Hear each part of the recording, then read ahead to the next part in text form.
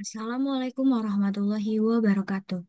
Pertama-tama, marilah kita panjatkan puji dan syukur kehadirat Allah Subhanahu wa Ta'ala, karena atas rahmat dan karunia-Nya kita semua dapat hadir dalam kegiatan TOT 3 hari ini yang bertemakan sosialisasi KIR. Sebelumnya, terima kasih kepada seluruh peserta yang telah hadir di kegiatan TOT hari ini. Perkenalkan, saya Naja Aska Ulia selaku moderator yang akan memandu rangkaian kegiatan TOT hari ini.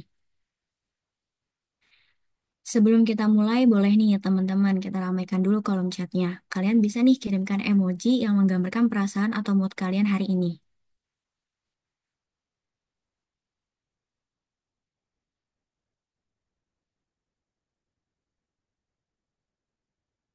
Boleh nih teman-teman reactionnya.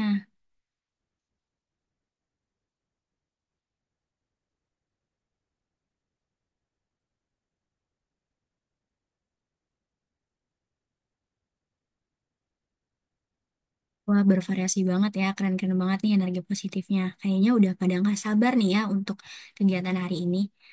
Oke, dihimbau juga untuk seluruh peserta untuk mengisi link presensi yang telah tertera di chat Zoom.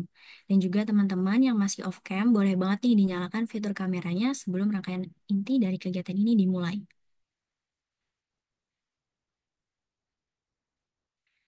Baik, sebelum kita memulai, alangkah baiknya kita berdoa terlebih dahulu. Berdoa sesuai agama dan kepercayaan masing-masing, berdoa dimulai.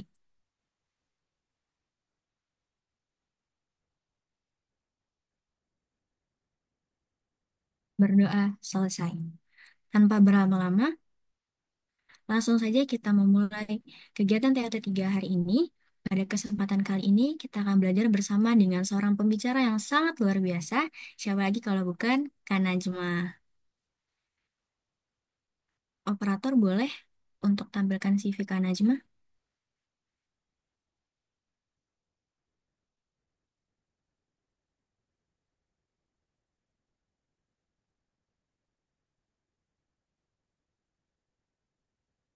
Ya, terima kasih Kakak Operator. Kak Najma merupakan mahasiswa aktif Prodi Pendidikan Guru Sekolah Dasar di Universitas Negeri Jakarta dengan IPK 3,84. Kak Najma memiliki pengalaman menjadi fasilitator KIR di SMPI Al-Azhar 2 Pejaten, SMN 7 Jakarta, SMA Lab School Rawamangun, SDIT Fitrah Tunas Bangsa, dan juga sebagai penguji karya tulis ilmiah di SMK Yapenda. Kak Najma juga memiliki pengalaman organisasi yang saat ini sedang menjabat sebagai Kepala Divisi Perencanaan Pengembangan Edukasi Keilmiahan KPM UNJ.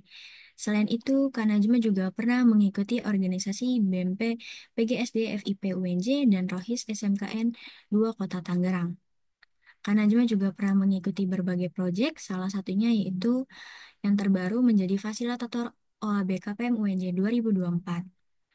Kak Najma juga memiliki berbagai keahlian seperti mengajar, Microsoft Office, dan lain-lain.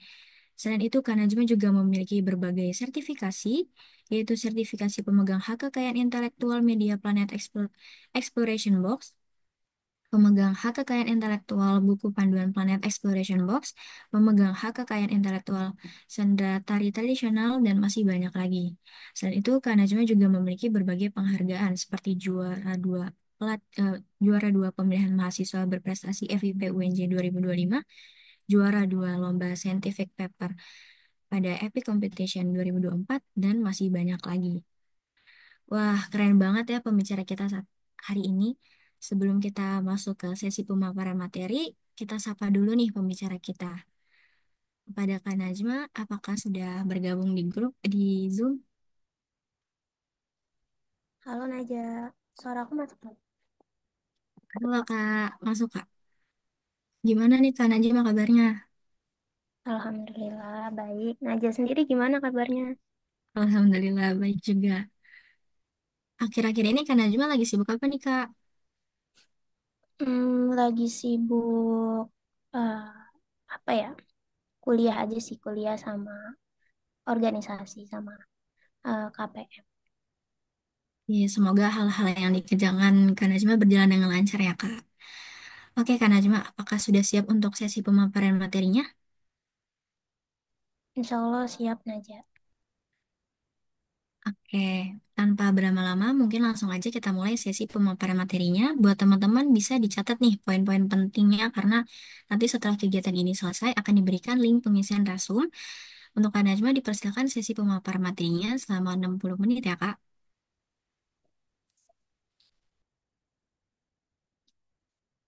Oke, terima kasih Naja atas waktu dan juga kesempatannya. Oke, di sini share screen-nya udah kelihatan belum? Kalau di aku sih udah ya. Sudah Kak. Oke, langsung aja. Jadi pada TOT 3 kali ini itu kita akan membahas tentang sosialisasi kelompok ilmiah remaja atau sosialisasi KIR gitu ya. Boleh di next Eka operator. Nah, sebelumnya nih kan kita akan membahas tentang KIR gitu ya. Nah, menurut teman-teman sendiri apa sih yang terlintas di pikiran kalian gitu tentang KIR? Eh, ada yang mau berpendapat nggak kira-kira? KIR tuh apa sih gitu? Atau kelompok ilmiah remaja tadi? Boleh banget nih diramein kolom chatnya gitu.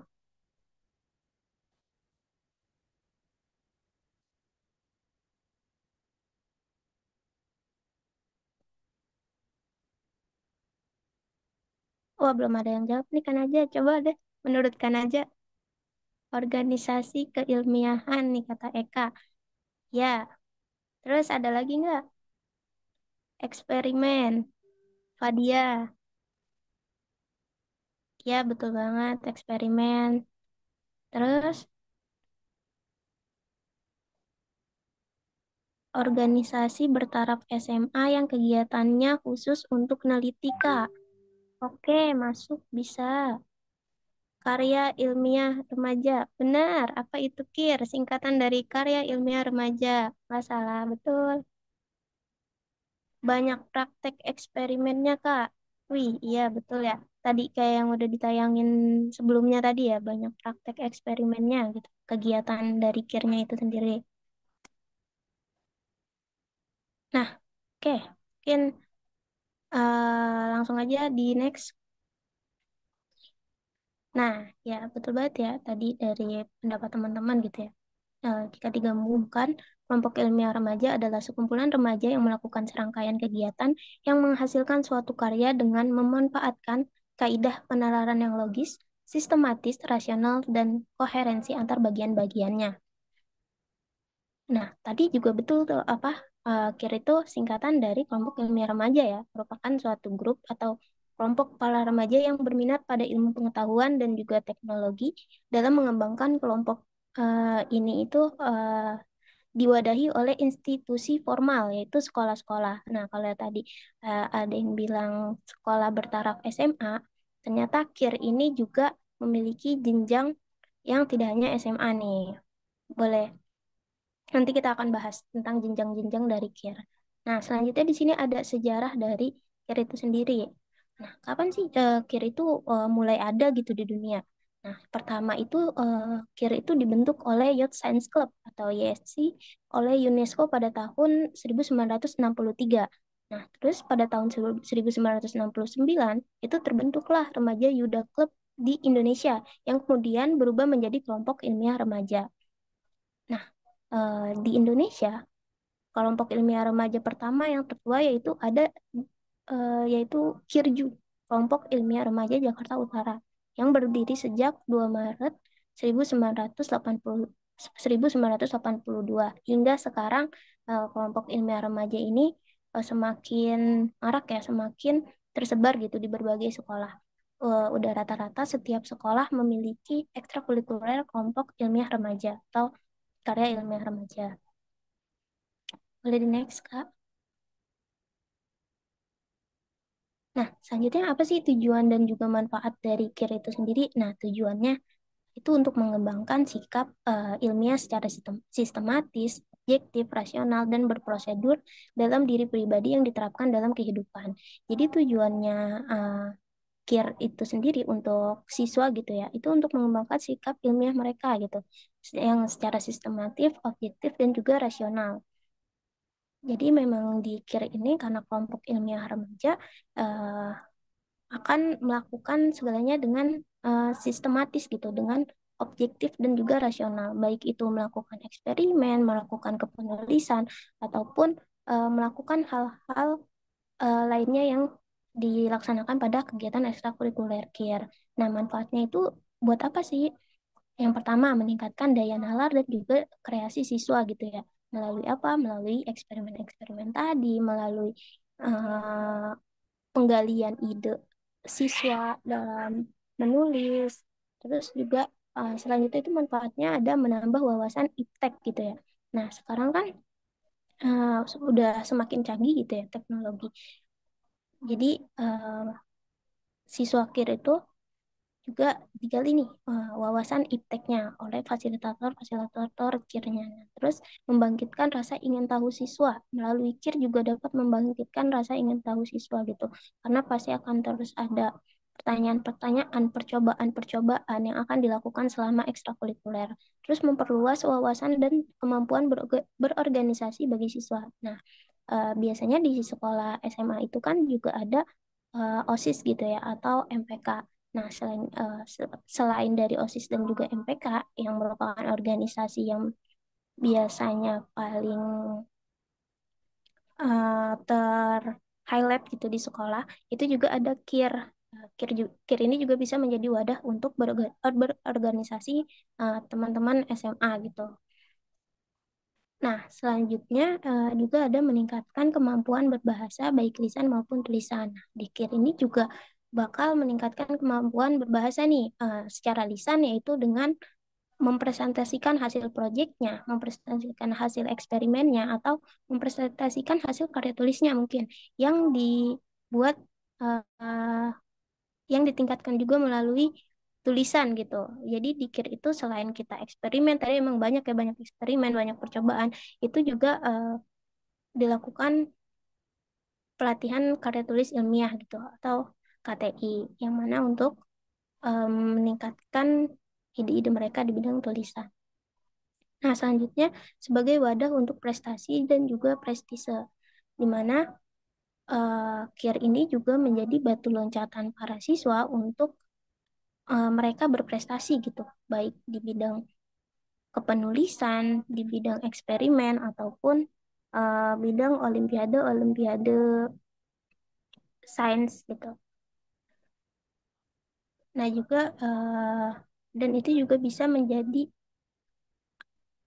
modal mereka untuk melanjutkan ke jenjang berikutnya gitu. Kalau misalkan yang SD dari prestasi ini bisa untuk melanjutkan ke jenjang SMP, SMP bisa dari prestasi ini bisa melanjutkan ke jenjang SMA. Nah, selanjutnya nih. Nah, selanjutnya ini ada jenjang-jenjang dari KIR gitu, dimana tadi sempat disinggung juga ya, kalau misalkan kira tarafnya itu gak hanya SMA, tetapi juga ada mulai dari SD atau MI sederajat nih. Terus ada SMP atau MTS sederajat, SMA, SMK atau MA sederajat. Nah, biasanya itu kalau misalkan di tingkat SD atau MI gitu ya, itu penyebutannya bukan KIR, bukan kelompok ilmiah remaja. Mungkin karena memang belum memasuki usia remaja kali ya, anak usia sekolah dasar. Jadi science club gitu, jadi kelompok sains. Sama dengan CARE gitu ya, Science Club juga apa namanya organisasi yang bergerak di bidang keilmiahan.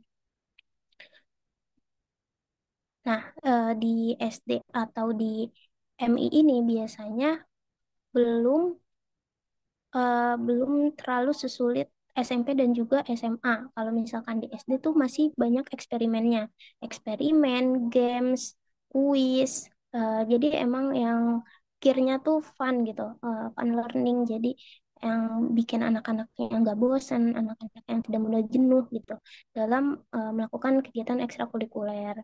Mereka itu biasanya lebih suka untuk melakukan percobaan-percobaan atau eksperimen-eksperimen dari mulai yang sederhana, kadang juga yang aneh-aneh gitu kalau misalkan anak SD.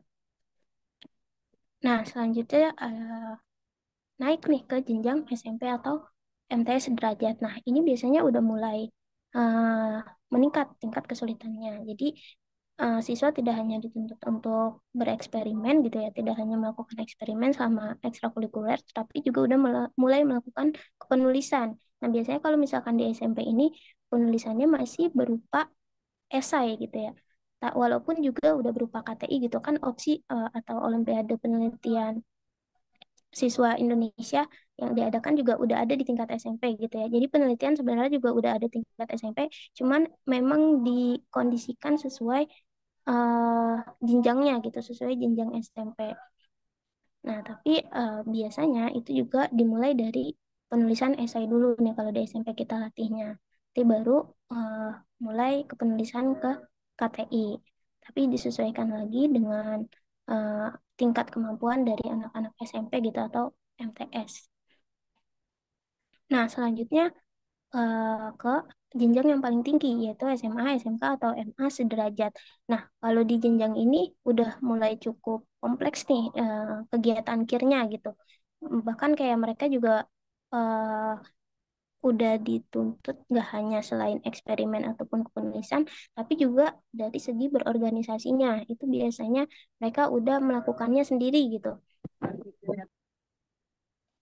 eh, untuk berorganisasinya dan juga untuk menjalankan program-program yang ada gitu. Nah, di SMA ini itu biasanya ditekanin banget ke karya tulis ilmiah gitu. Buat eksperimennya justru hanya selingan gitu, beda dengan SD yang emang eksperimen terus-menerus. Kalau misalkan di SMA eksperimennya tuh hanya selingan. Bahkan ada juga beberapa sekolah yang memang mintanya fokus ke penulisan. Jadi eh, mereka membuat media atau alatnya atau proyeknya itu yang berkaitan dengan eh, karya tulisnya mereka gitu. Jadi nggak eksperimen yang random, tapi memang yang berkorelasi dengan karya tulis mereka gitu, eksperimen-eksperimennya. Oke, boleh di next.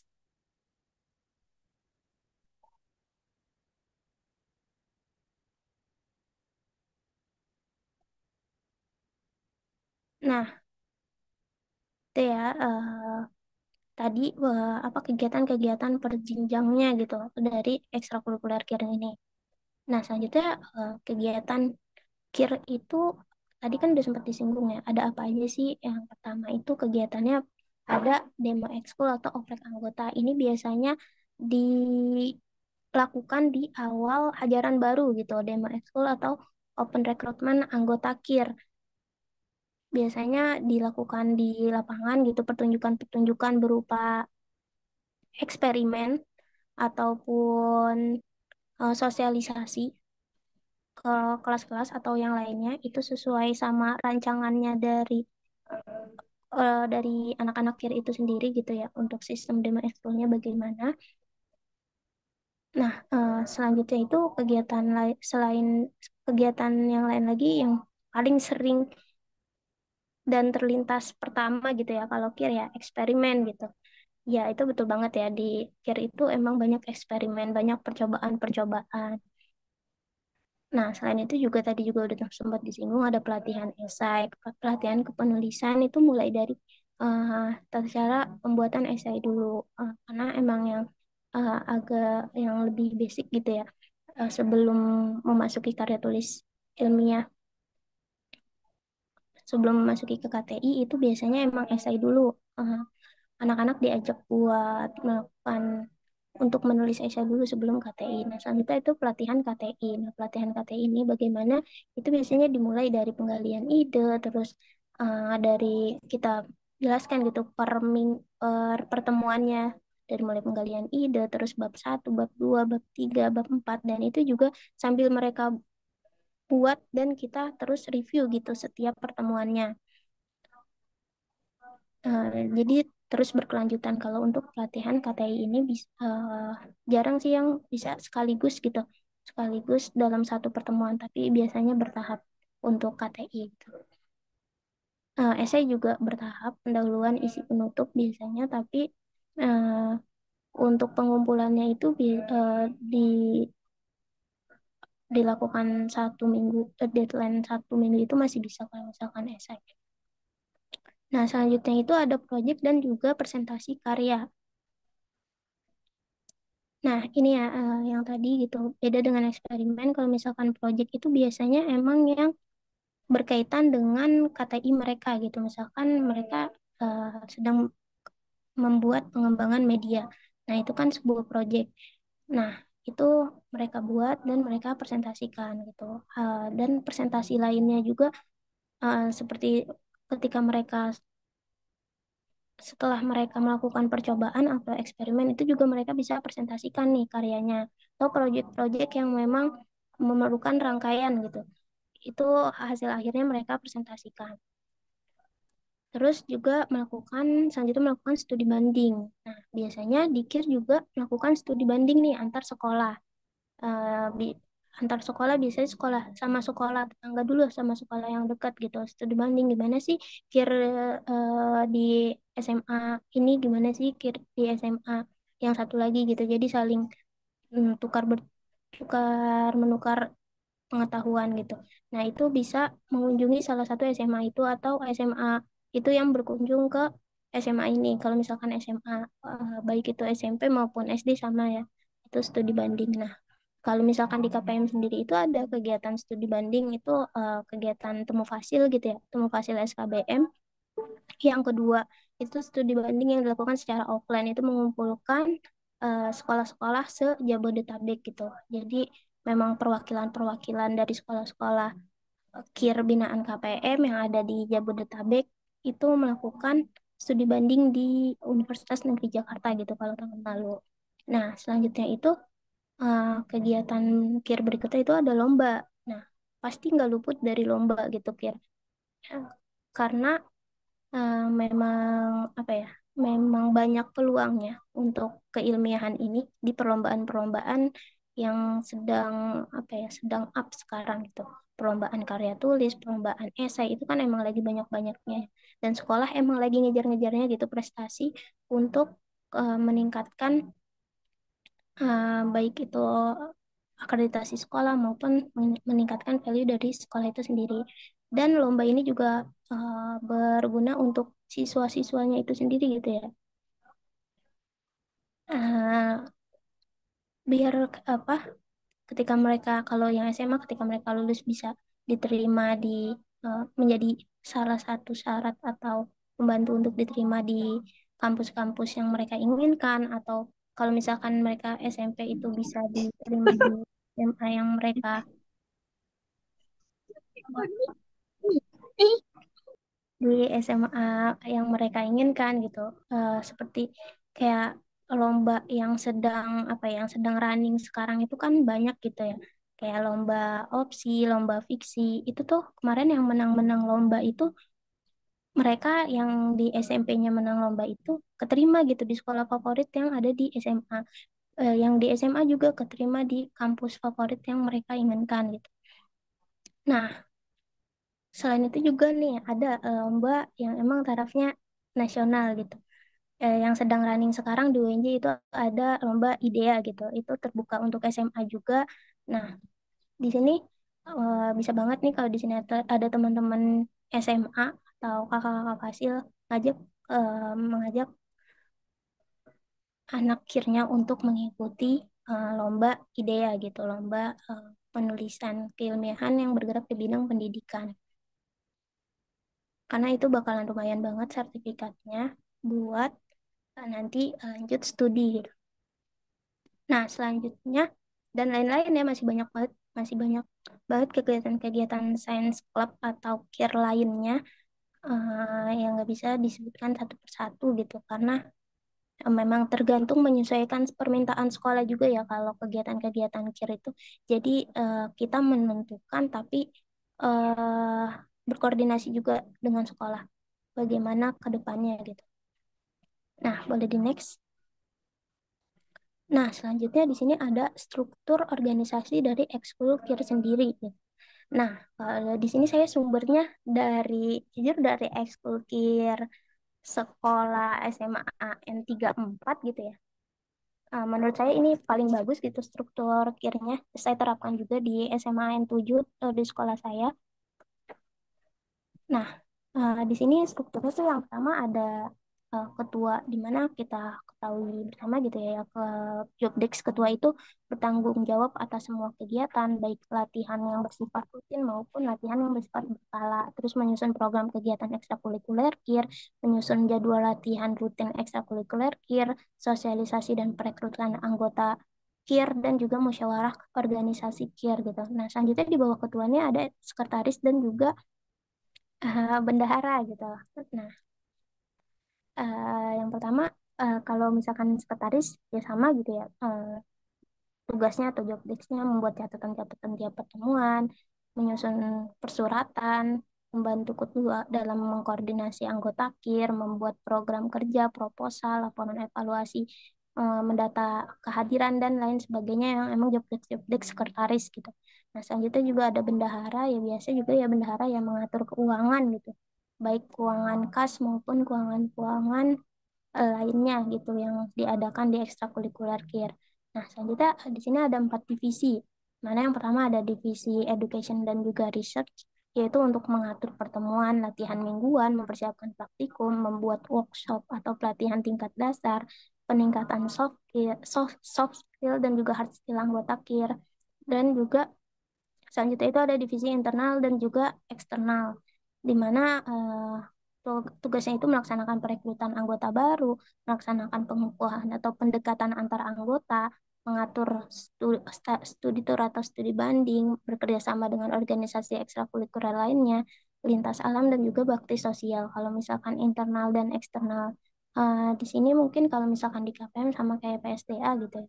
Nah, selanjutnya itu ada divisi kreatif dan juga documentation nih, di mana itu job desk-nya melakukan dokumentasi setiap kegiatan, mengelola akun Instagram, dan juga membuat desain-desain yang nantinya akan di-share atau di-upload di akun sosmed dari KIR gitu. Biasanya KIR-KIR sekolah itu memiliki sosial media gitu, terutama yang SMA sih biasanya mereka udah mengelola akun sosial medianya sendiri gitu. Nah, selanjutnya itu divisi project dan juga competition. Di sini tugasnya itu mengkoordinasikan project besar tahunan KIR. Biasanya tuh KIR suka ada gitu expo-nya sendiri gitu. Kalau misalkan di sekolahku di SMA 7 itu ada expo KIR-nya sendiri. Eh, itu yang bertugas mengkoordinir itu divisi project dan juga competition. Terus mencari info lomba, mengajak teman-temannya buat lomba, membuat tim lomba, dan juga melakukan mentoring prestasi lomba. Nah, itu bagian struktur dari ekskul KIR yang bersumber dari SMA N34 gitu ya.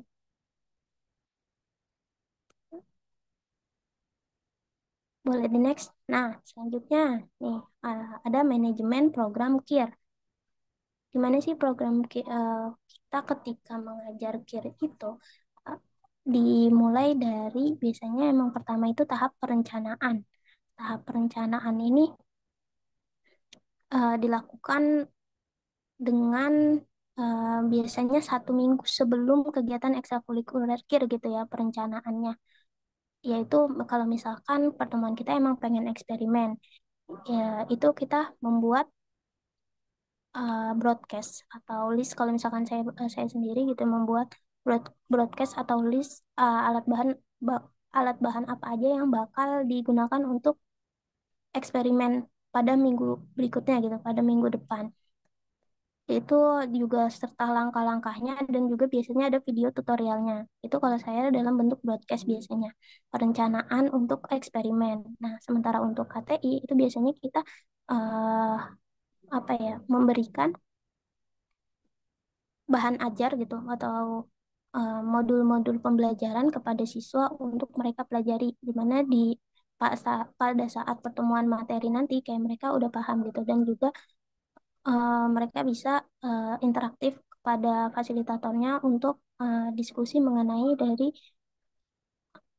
apa namanya dari materi kepenulisan itu sendiri gitu. Nah, pelaksanaannya ketika di hari H itu ya kalau misalkan eksperimen yang melakukan eksperimen yang sesuai dengan standar operasional yang berlaku gitu, dan dengan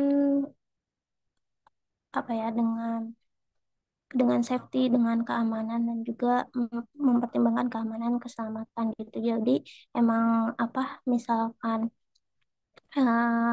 eksperimen itu yang harus dilakukan secara outdoor ya dilakukan secara outdoor. Kalau misalkan bisa dilakukan secara indoor ya indoor. Tapi misalkan bahaya dilakukan secara indoor itu lebih baik dilakukan secara outdoor gitu. Seperti eksperimen-eksperimen itu ya bisa dilakukan secara indoor tuh kayak tadi fire hand terus eh, apa ya yang main-main api gitu lah. Itu dihindari buat di dalam ruangan gitu ya karena bahaya. Terus juga yang meledak-meledak kayak eksperimen apa ya meledak-meledak kayak bom hidrogen dan juga apa roket cuka itu kayak pelaksanaannya lebih baik di outdoor gitu. Kalau misalkan kayak yang masak-masak bikin boba atau apa namanya elephant toothpaste juga outdoor sih karena dia berbaunya itu agak nyengat gitu bahan kimianya. Jadi ya itu dikondisikan aja gitu yang sekiranya nggak bisa dilakukan di indoor jangan dipaksakan dilakukan di indoor tapi dilakukan di outdoor aja gitu di lapangan atau di lahan sekolah. Terus juga ketika apa namanya ketika penulisan itu juga pada saat pelaksanaannya sebisa mungkin jangan satu arah gitu karena biasanya emang ketika eh, materi itu siswa gampang boring gitu. Nah, itu di apa ya? Diakalinnya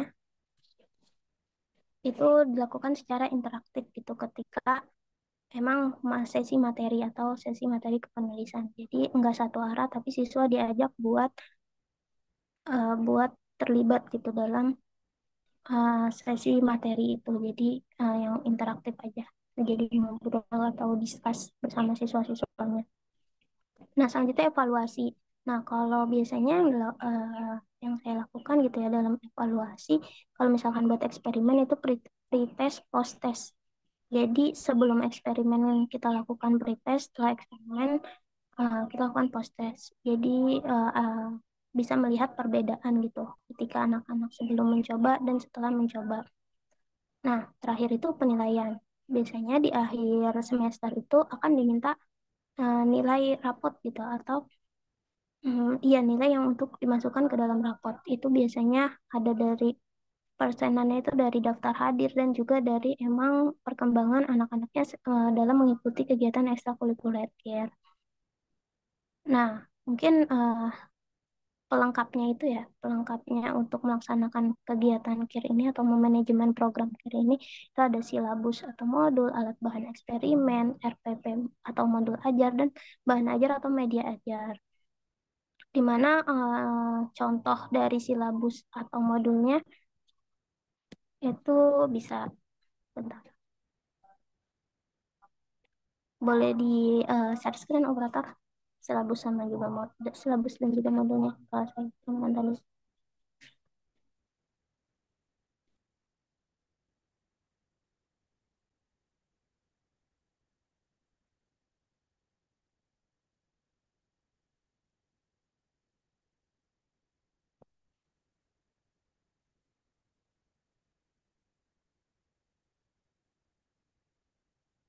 Nah, ini contoh dari silabus SKBM ya. Nah, karena saya emang bergabung di SKBM, jadi saya berikan contohnya silabus dari SKBM, di mana ini silabus yang dibuat oleh Sekolah Kirbinaan KPM atau PJ SKBM ya. Kalau next di sini di dalam silabus tuh udah ada gitu ya, udah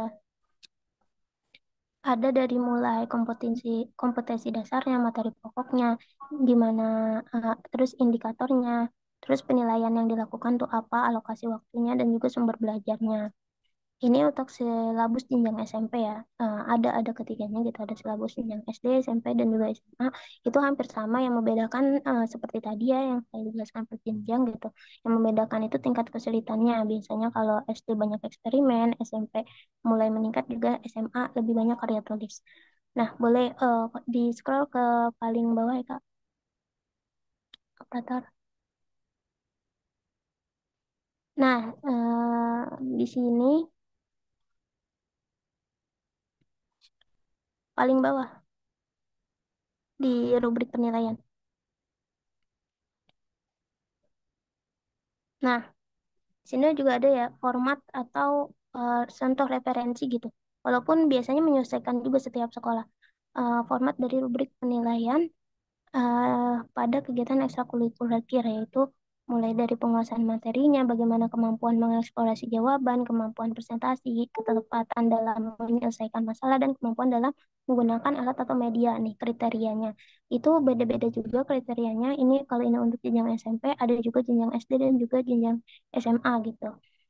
Kalau ini referensi dari SKBM, tapi juga menyesuaikan biasanya dengan sekolah-sekolah gitu.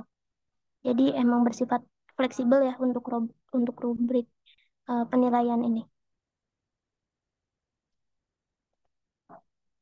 Oke, mungkin selanjutnya bisa di share screen modulnya, Eka.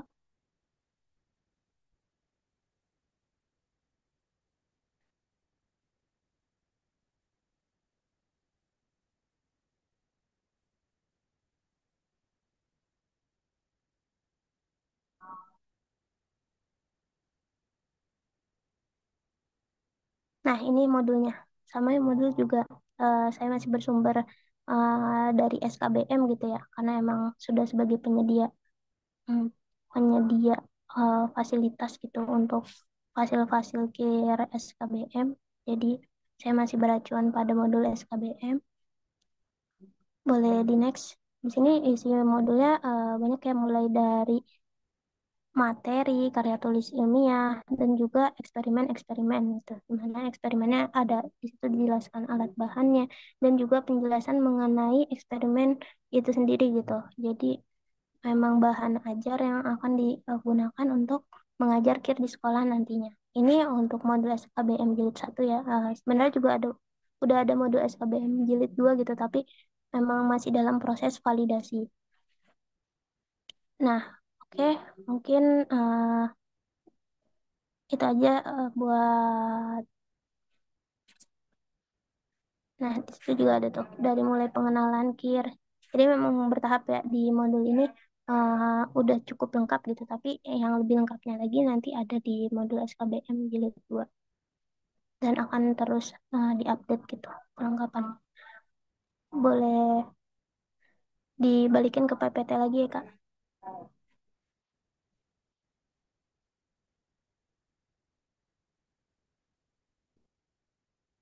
Oh iya, nah selanjutnya ini contoh daftar ini deh.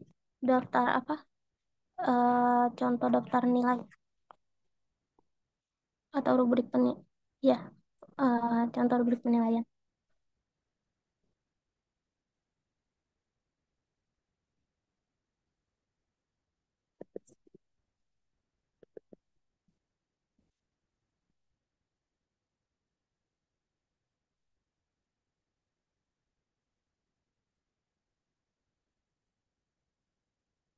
Nah, mungkin ini yang terbaru banget gitu ya.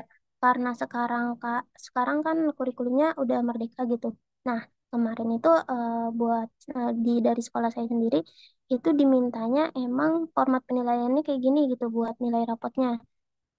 Ada deskripsinya gitu yang menunjukkan deskripsi dari setiap individu dari setiap anaknya gitu. Makanya saya buat eh, coba di sheet sebelumnya.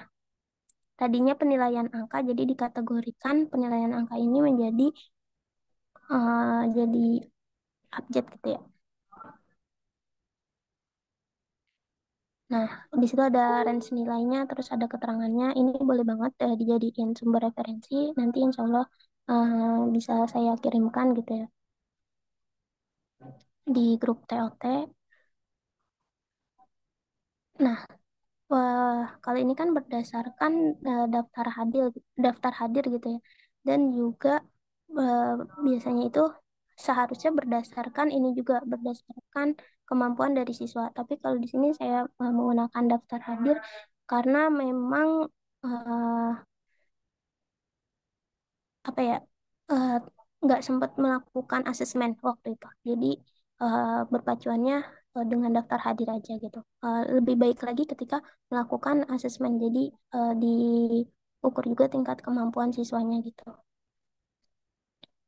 Nah, oke, itu contohnya boleh dibalikin ke PPT lagi ya, Kak.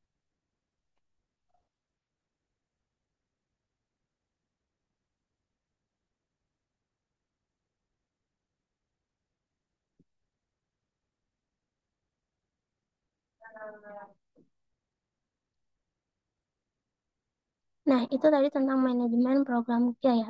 Nah, selanjutnya nih, setelah tadi pemaparan materi mengenai KIR gitu ya, sosialisasi mengenai KIR. Nah, kayak pasti muncul pertanyaan nggak sih kayak bagaimana cara menjadi fasilitator fasilitator KIR, terus bisa nggak ya kayak soalnya banyak nih yang cerita ke aku juga kayak aku nggak punya pengalaman Kak, jadi gimana aku bisa jadi fasil fasil KIR gitu atau menjadi fasil SKBM, dan aku juga bukan anak MIPA, jadi apakah bisa diterima di sekolah gitu walaupun nggak ada background MIPA. Nah, itu pertanyaan-pertanyaan ini sebenarnya terjawab gitu ya di slide berikutnya. Next ya, Kak. Nah, bisa ya jawabannya.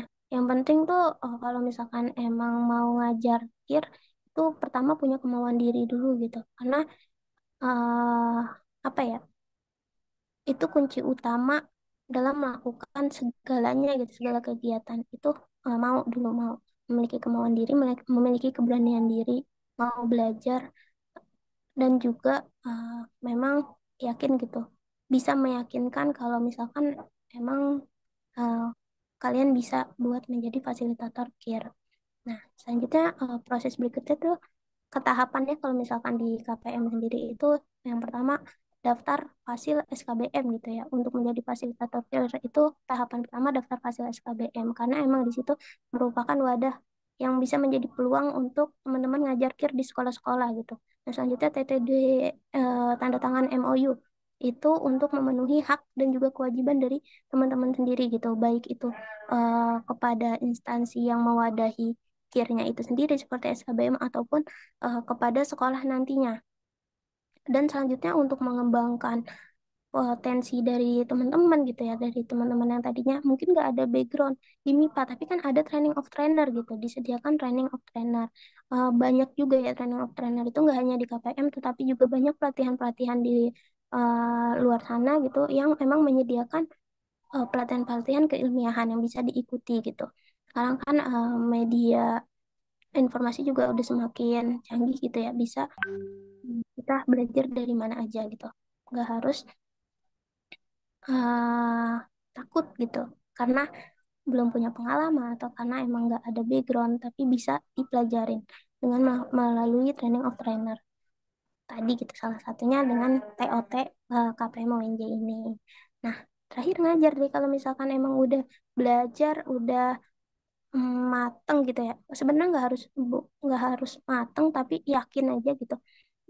Udah yakin bisa turun ke lapangan ya, ya udah dicoba dulu aja gitu, dicoba dulu aja ke ngajar ke sekolah, ngikut dulu aja mungkin yang pertama, ngikut buat teman-teman yang emang udah ngajar di sekolah gimana sih lihat situasi kondisi lapangannya itu sendiri. Kalau misalkan terus kita udah lihat gitu beberapa kali dan kayaknya bisa deh gitu, itu bisa apply loker dari KIR itu sendiri gitu. Jadi bisa mulai ngajar di di suatu sekolah sendiri gitu.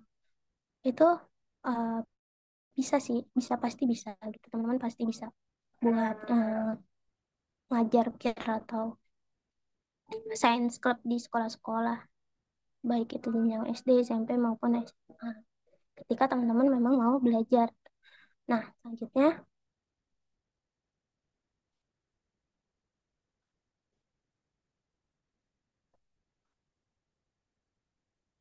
selanjutnya di sini ada Mentimeter nih.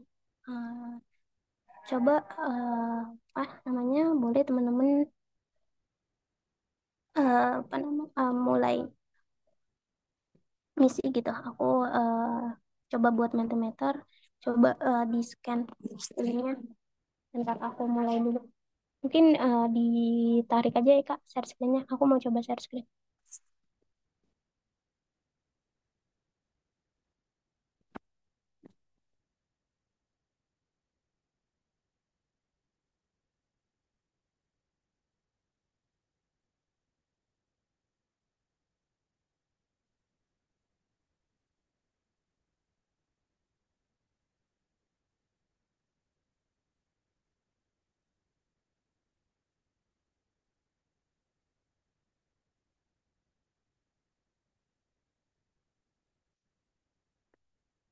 Kebalik.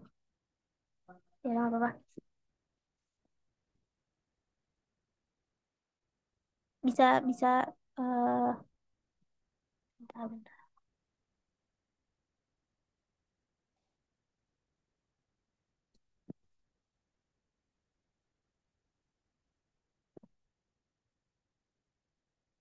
Baru satu nih yang jawab. Ayo ramein semua teman-teman gitu.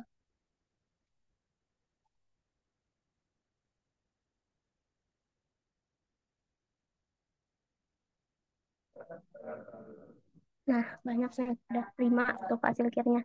Mungkin kalau misalkan teman-teman yang umum gitu ya, karena apa yang masih belum jadi hasil kir atau lainnya bisa diisi siswa kir aja gitu.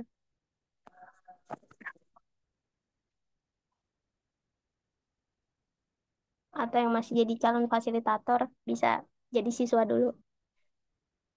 Itu lupa ditambahin soalnya. Harusnya satu lagi calon fasilitator kir.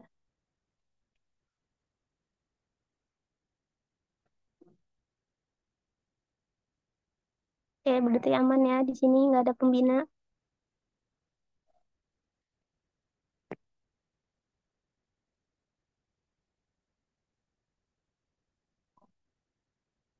Oh, mana linknya ya? Bentar.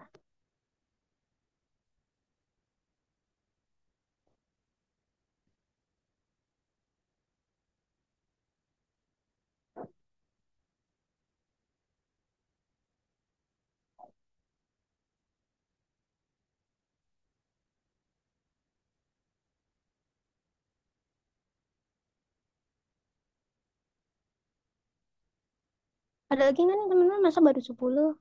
Di sini pesertanya yang apa? Yang join Zoom ada 60-an.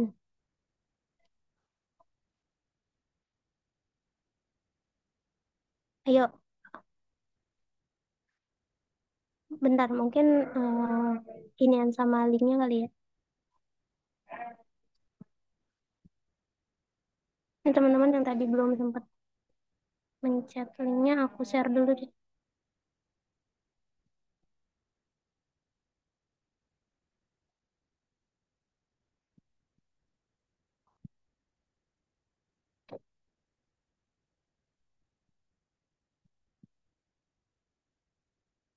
Ayo scan dulu teman-teman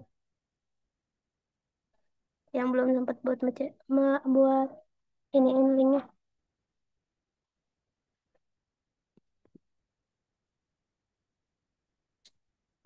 Bentar.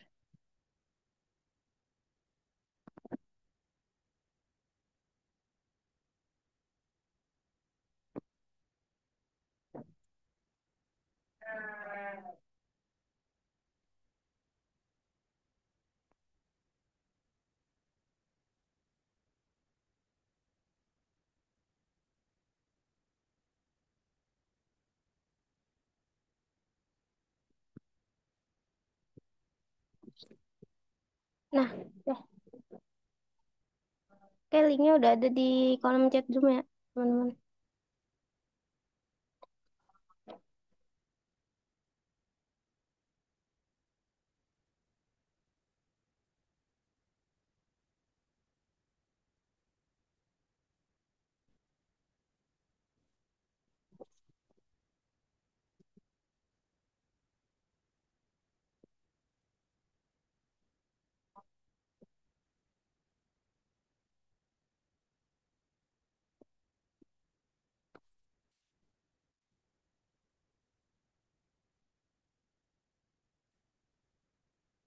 Nah, oke, aku next aja.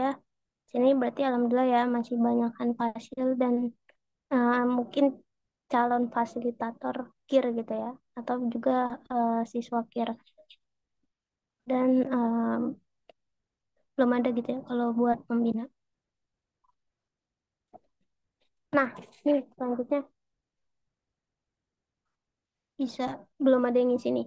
Suka duka menjadi bagian dari KIR gitu. Boleh buat kakak-kakak fasil yang emang udah menjadi fasilitator gitu ya, udah merasakan ngajar selama selama lebih dari 1 semester mungkin ya, yang paling bentar 1 semester atau lebih dari 1 bulan. Itu boleh banget nih gimana ceritain suka dukanya ketika menjadi fasilitator care.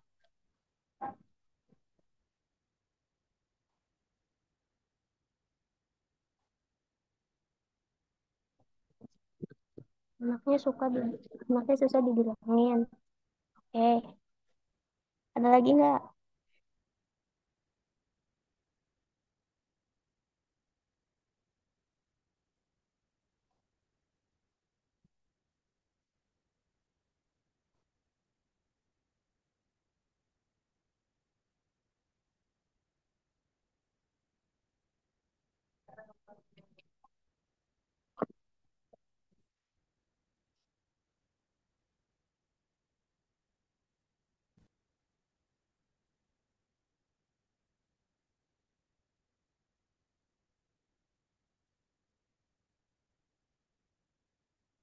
Suka gugup kalau jadi fasil.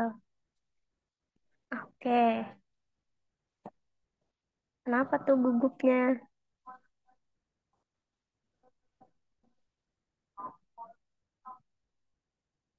Susah dapet loker yang deket rumah. Entah lokernya kebanyakan dari Jakbar sama Jaksel terus.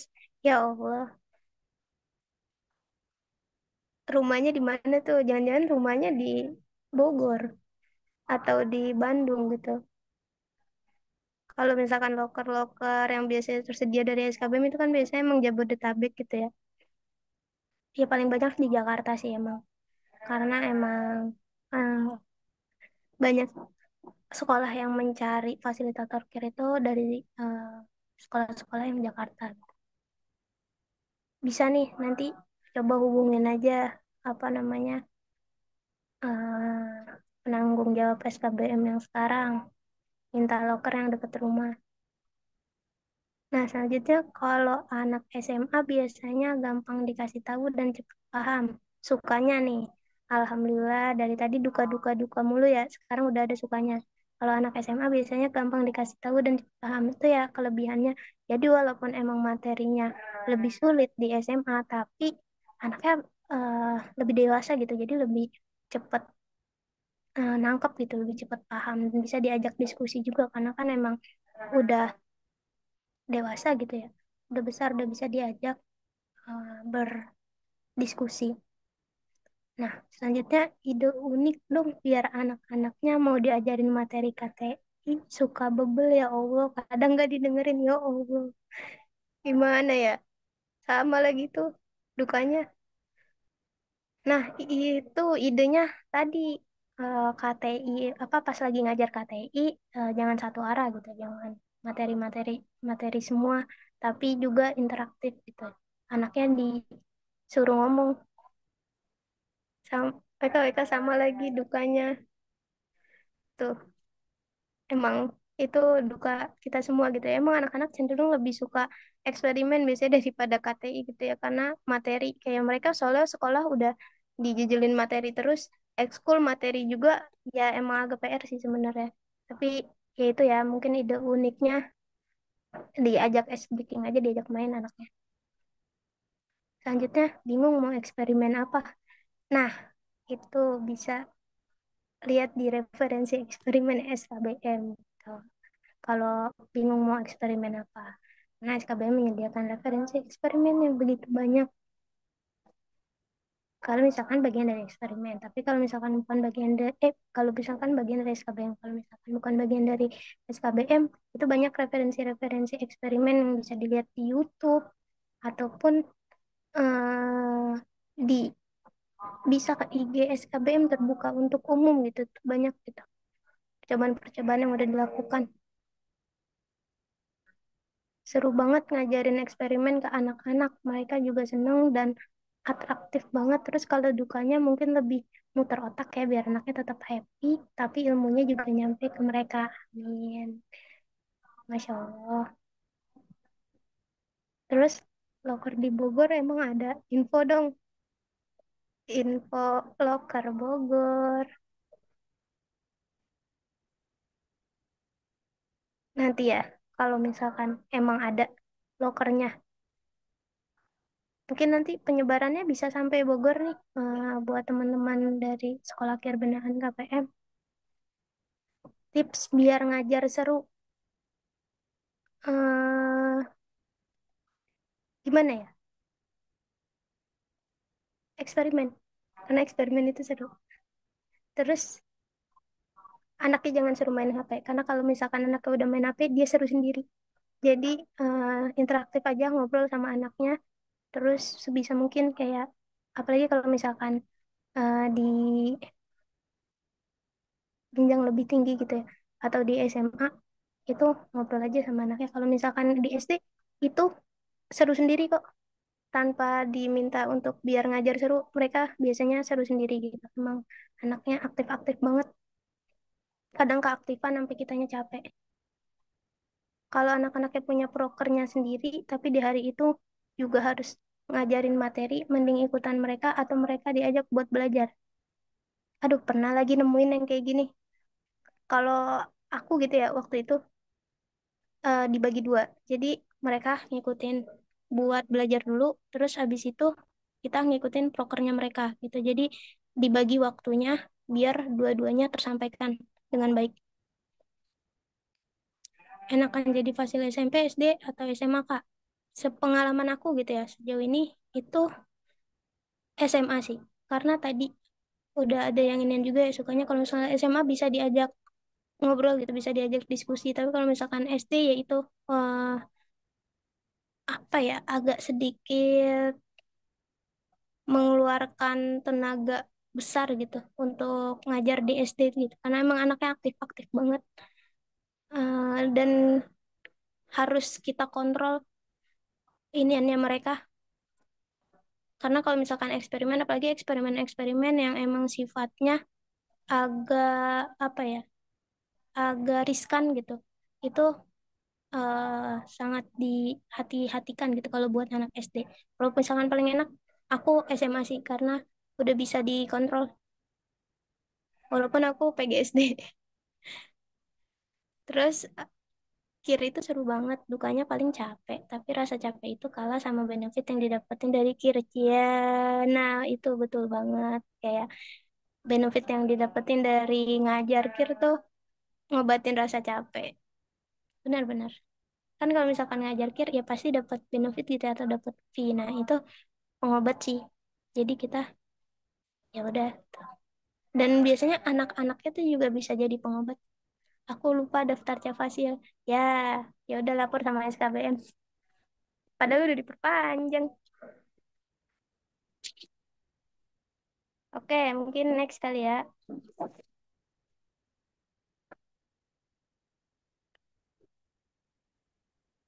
Ada nggak nih kendala dari kakak-kakak Fasil gitu atau teman-teman sama di KIR?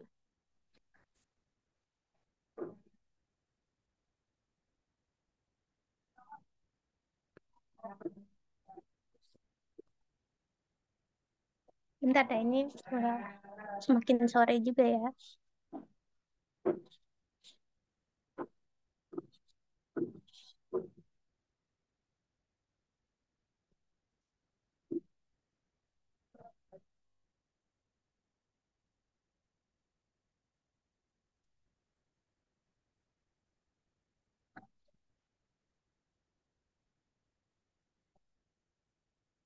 Oke, mungkin karena kendala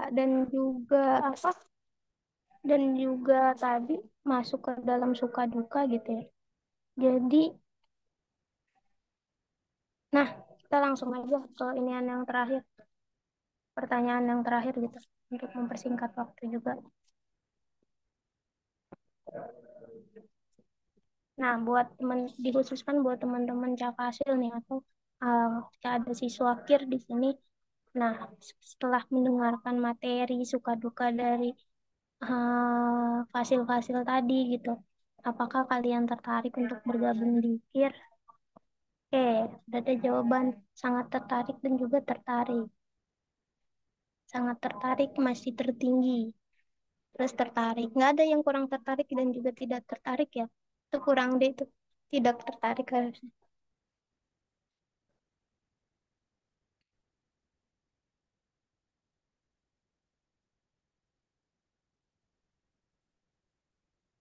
Oke, jadi eh, paling banyak jawaban adalah sangat tertarik ya. Alhamdulillah. Oke, oke, teman-teman, mungkin em, kalau kalian tertarik gitu ya untuk bergabung di KIR, ya jangan lupa nanti ketika ada loker dari SKBM, kita teman-teman yang udah bergabung dengan SKBM itu di-apply aja untuk jadi fasilitator SKBM. Terus juga jalanin aja gitu. Itu karena KIR itu akan berkembang dengan usaha dan juga ini dari teman-teman. Nah, mungkin dari aku buat Mentimeter itu aja. Berarti jawaban akhirnya masih tertinggi, sangat tertarik dan juga tertarik gitu ya. Alhamdulillah. eh, hmm, saya balikin ke PPT.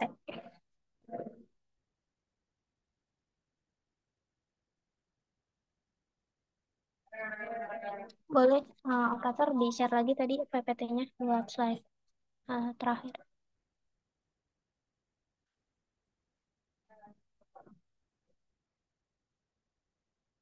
Nah, ya tadi udah main Mentimeter gitu ya, udah ceritain juga suka dukanya selama mengajar KIR.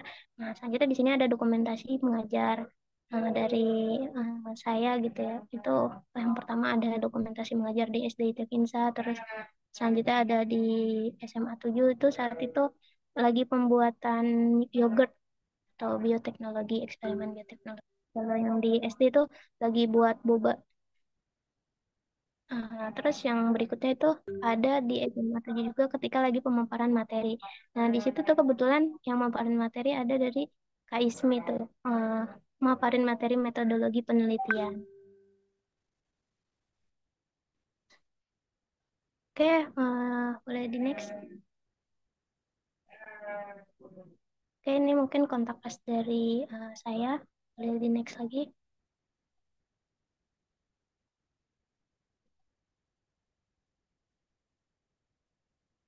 Nah, oke. Terima kasih pada teman-teman yang udah mendengarkan pada pemaparan kali ini, yang udah mengikuti Mentimeter juga, dan juga eh, teman-teman yang udah daftar hasil SKBM gitu juga, atau yang udah tertarik nih dengan KIR gitu. Nah, selanjutnya mungkin dari saya itu aja, saya kembalikan kepada moderator.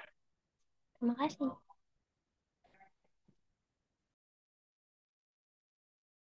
Gimana nih teman-teman, menarik sekali ya materi yang disampaikan oleh Kak Najma. Kalau menurut kalian materinya sangat insightful dan menarik, boleh banget nih buat ramein kolom chat dengan emoji tepuk tangan atau reaction reaction yang lainnya. Yuk diramein kolom chatnya.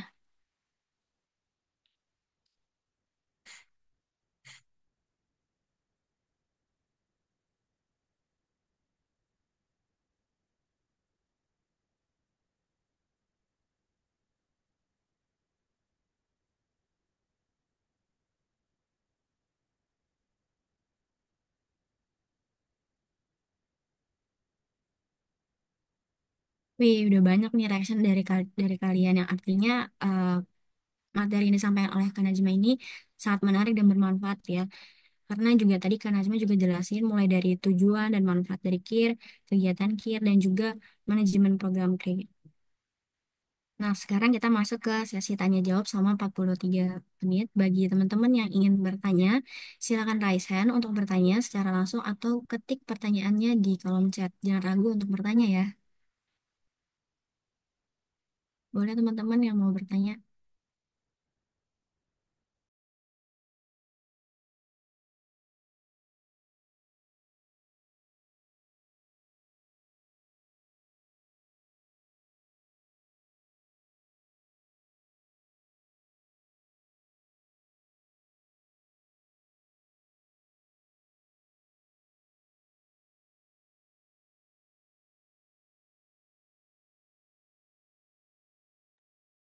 Ada pertanyaan nih Kak dari Kak Putri Widiasari. Kira-kira Kakak mau jawab langsung atau ditambung dulu?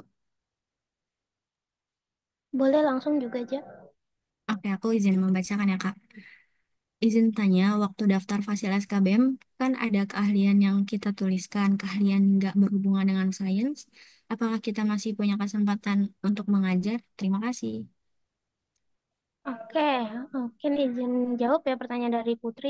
Itu tadi juga udah sempat ada gitu ya di PPT, udah saya jelaskan juga.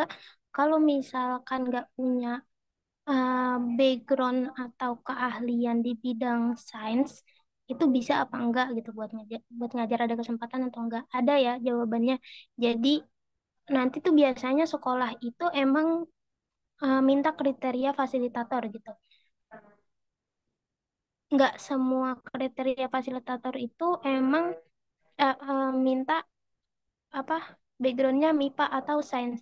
Tapi ada beberapa sekolah yang emang yang penting fasilitatornya ini kompeten aja gitu dalam bidang keilmiahan gitu kan karena di bidang keilmiahan juga nggak harus sains gitu ya. Kalau misalkan di bidang karya tulis sendiri sendiri itu juga kan ada berbagai macam gitu.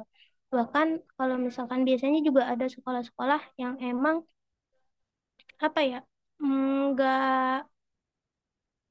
nggak fokus ke prodi mahasiswanya itu gitu. Jadi emang dia nyari yang bisa membimbing karya tulis gitu kan itu nggak harus dari sains nggak harus dari MIPA gitu. Jadi bisa ya buat misalkan nggak punya keahlian dengan sains itu bisa. Nah tapi buat mungkin emang kebanyakan karena sains club gitu ya karena kelompok ilmiah remaja kebanyakan emang nyarinya yang bisa sains jadi dikembangin lah keahlian itu melalui training of trainer TOT dan juga melalui latihan-latihan aja yang biasain aja buat eksperimen-eksperimen sederhana di rumah gitu atau eh, yang emang diikutin aja terus gitu perkembangan science club atau KIR gitu. Jadi emang membuat kita menyesuaikan juga kemampuan kita dengan kebutuhan sekolah gitu, kebutuhan pasar juga ketika emang dimintanya sains, walaupun kita nggak ada background sains, tapi kita bisa loh gitu. Jadi itu sih kalau jawaban dari aku buat Putri.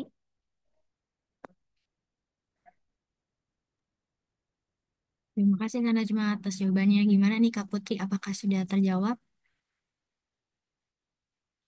Sudah, Oke. terima kasih.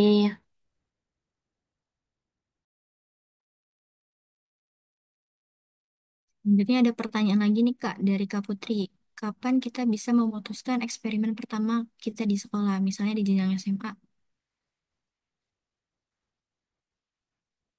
Kapan kita bisa memutuskan eksperimen pertama di sekolah, misal di jenjang SMA? eh Bisa aja memutuskan gimana maksudnya kalau misalkan kapannya itu biasanya kita sepakatin lagi sama anak-anaknya gitu anak-anak maunya itu bagaimana buat jadwal dari ekskulnya itu sendiri apakah selang-seling KTI dalam sebulan itu 2 kali KTI 2 kali eksperimen atau 1 kali KTI 3 kali eksperimen karena emang banyak anak yang mau lebih banyak eksperimennya juga kan.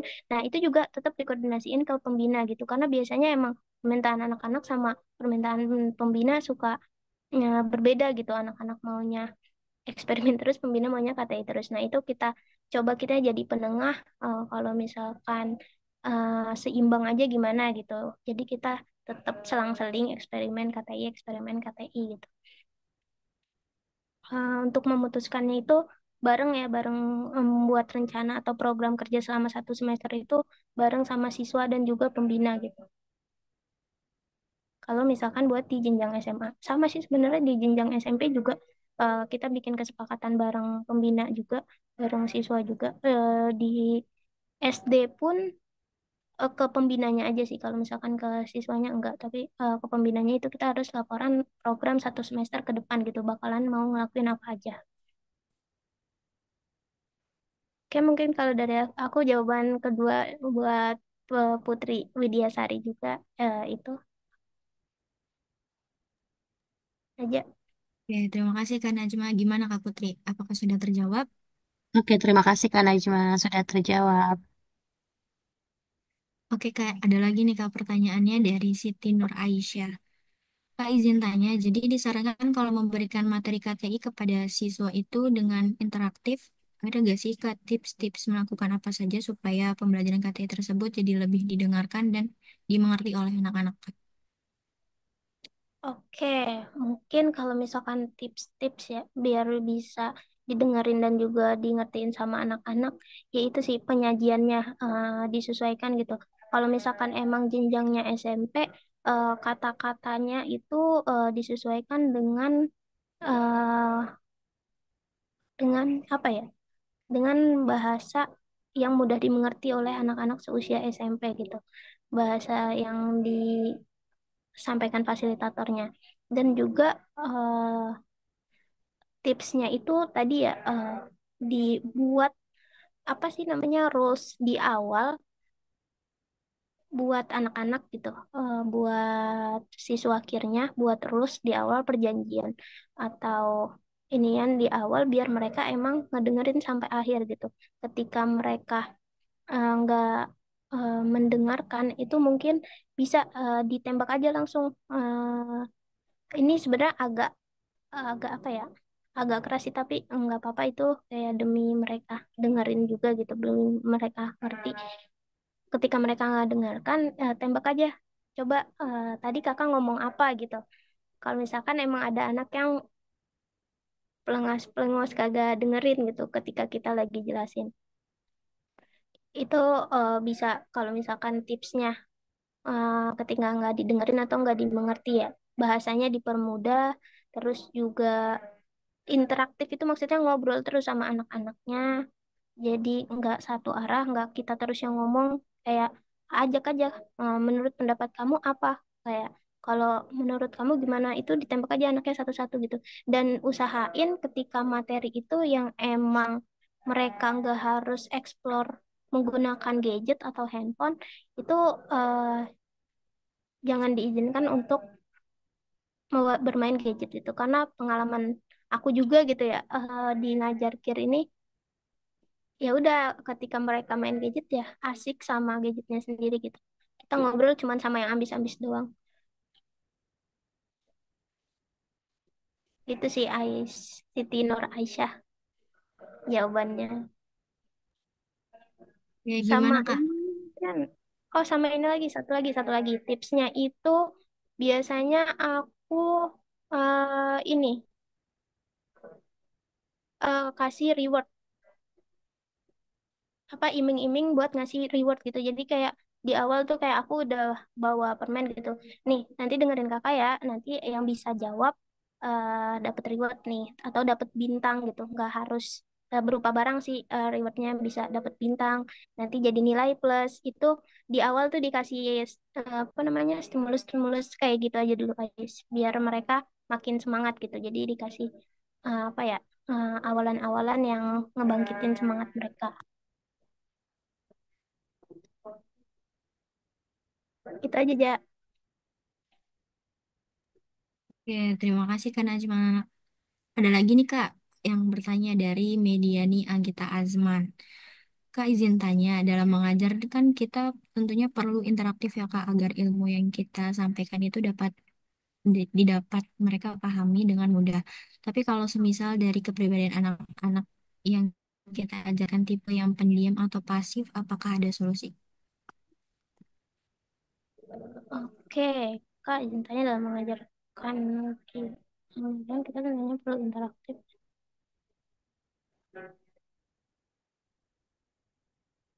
Oke, gimana ya cara pendekatan ke anak yang emang introvert gitu atau pendiam? Itu ya, mungkin eh, caranya itu kalau misalkan pendekatan ke anak emang macam-macam gitu ya anak-anak karakternya. Jadi mungkin kalau buat yang pendiam sama pasif ini kamu bisa ngedeketinnya itu secara personal dulu gitu ke anaknya. Soalnya aku pernah juga ngedapetin anak yang kayak gini. Anaknya tuh bener-bener kayak seintrovert itu, bahkan kayak dia di pojokan sendiri gitu. Dia eskul itu cuman untuk menggugurkan kewajiban, karena kalau misalkan nggak school dimarahin sama mamanya. Jadi ya gitu deh. Hmm, ngikutinnya benar-benar mau mau enggak. Dia malah duduk di pojokan main handphone atau nonton anime gitu. Nah, itu gimana ngedeketinnya? Kalau aku itu tadi ya, aku deketin personal dulu. Jadi emang mungkin dari sebelum pembelajaran dimulai gitu, kita ngobrol dulu. Emang pelan-pelan sih, nggak bisa sekali pertemuan itu dia langsung bisa ikut yang lainnya.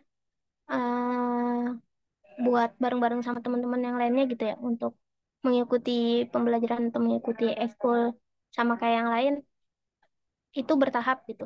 Nah, itu kayak alhamdulillah kayak setelah sebulan aku emang deketin personal langsung ke anaknya, aku tanya-tanya emang anaknya nih maunya apa, dan ternyata eh, apa dapet gitu jawaban dari dia, kenapa dia kayak gini, kenapa dia pendiam, kenapa dia nggak aktif dikir, kenapa cuman di pojokan aja. Itu kan kita dapat. Nah, ketika kita udah dapat jawaban dari anaknya itu sendiri, nah kita bisa ngasih solusi ke dia, dan juga kita bisa ngasih penguatan-penguatan, ngasih semangat dia yang bisa memunculkan rasa apa ya, rasa keinginan dia buat ngikut ekskul kir ini gitu. Jadi ngebangkitin semangat dia gitu.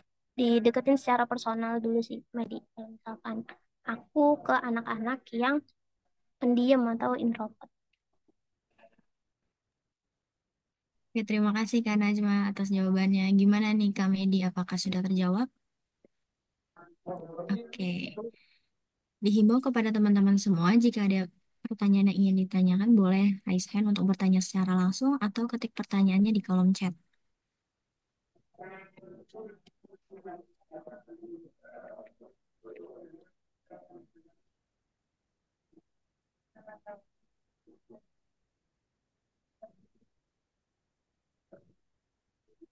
Baik, sepertinya sudah tidak ada pertanyaan dari peserta. Terima kasih untuk teman-teman yang sudah bertanya. Semoga pertanyaannya terjawab dengan jelas dan bermanfaat bagi kita semua.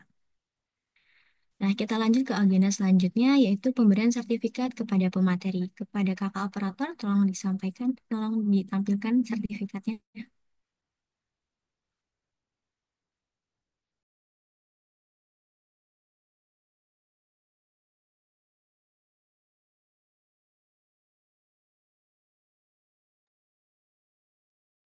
Untuk Kak Najma, mohon diterima sertifikatnya dengan nomor 019 garis miring ser garis miring F strip KPM strip 3 garis miring 2025 diberikan kepada Kak Najma APMM sebagai pemateri dalam kegiatan Training of Trainer 3 dengan tema sosialisasi KIR yang diselenggarakan oleh kelompok peneliti muda Universitas Negeri Jakarta. Jakarta 7 Maret 2025. Ditandatangani oleh Direktur Kemahasiswaan dan Alumni Universitas Negeri Jakarta, Dr. Yasep Setia Karnawijaya, SKM, MKes, dan ditandatangani oleh Ketua Umum Kelompok Peneliti Muda Universitas Negeri Jakarta, Muhammad Habib Alvinur Rahman, APMM. Untuk Kak Najma, silakan diterima ya Kak sertifikatnya. Kepada Kakak Operator, boleh nih dipimpin untuk dokumentasinya.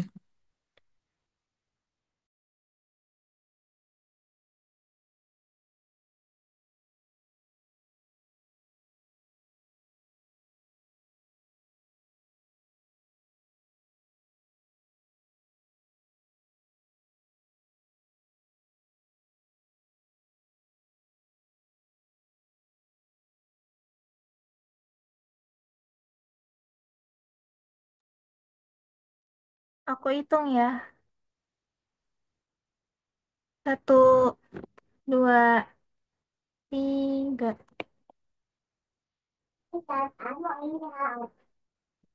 Satu, sekali lagi, satu, dua, tiga. Ada. Terima kasih. Aku kembalikan ke moderator. Oke, terima kasih kepada kakak operator yang telah memimpin sesi dokumentasi. Wah, nggak terasa nih ya, kita sudah sampai di akhir kegiatan. Tapi sebelum kegiatan ini berakhir, mari kita lakukan sesi dokumentasi terlebih dahulu. Dihimbau kepada teman-teman semua untuk menyalakan fitur kameranya.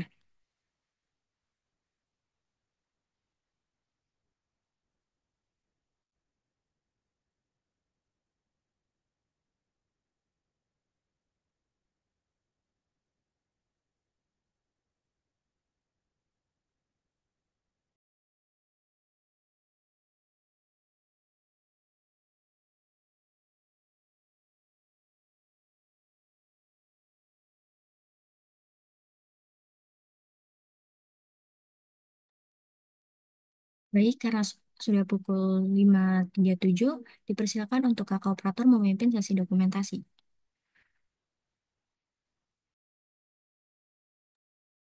Aku hitung ya. Satu, dua, tiga.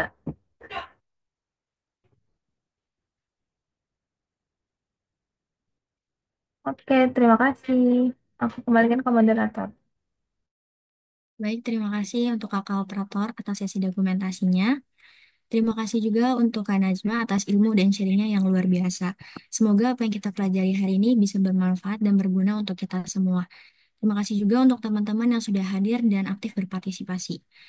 Nah, tadi juga Kak Najma sempat singgung tentang sekolah KIR binaan KPM. Buat teman-teman yang sekolahnya belum ada fasilitator atau pelatih KIR, bisa banget nih menghubungi SKBM sebagai penyedia fasilitator KIR. Bisa banget dikepoin IG-nya di @skbm_KPM UNJ. Dan terakhir dihimbau untuk seluruh peserta mengisi link presensi yang sudah tertera di kolom chat serta mengisi link pengisian resume yang nantinya akan di-share di grup WhatsApp setelah kegiatan ini selesai. Jangan lupa juga untuk mengisi resume dengan sebaik mungkin karena nantinya akan ada pengumuman peserta dengan resume terbaik. Alhamdulillah, kita sudah sampai ke penghujung acara. Saya, Naja Aska Ulia, selaku moderator, mohon maaf bila ada salah kata atau kekurangan dalam memandu acara ini. Tetap semangat dan jaga kesehatan. Sampai jumpa di kegiatan training afternoon berikutnya. Wassalamualaikum warahmatullahi wabarakatuh.